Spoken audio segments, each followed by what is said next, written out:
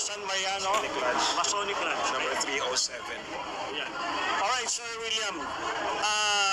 Gaano nyo na po katagal or ilang beses nyo na po na-experience yung ganitong klase ng humanitarian?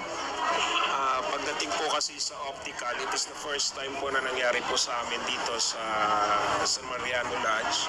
But every year we conduct our medical, dental, and surgical mission, which is Sir Francis Leo Marcos nagsabi na he will support us in our endeavors.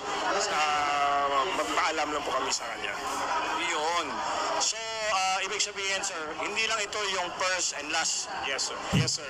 Actually, besides San Mariano Lodge na kinakandak every year ng mga medical missions, si Sir Francis Leo Marcos ay nangako at nagsabi sa amin na sumulat sa kanya para maging partner na mismo ng kanyang foundation, yung San Mariano Lodge 307, sa lahat ng kanyang gagawing humanitarian mission po dito sa Isabela.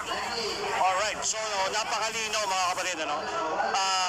By the future, sa lahat ng mga gagawing humanitarian ng Seventh Esperanza, FFCA Worldwide kasama si Boss Francis Leo Marcos, kasama na rin natin ang Masonic Club ng 137, sir.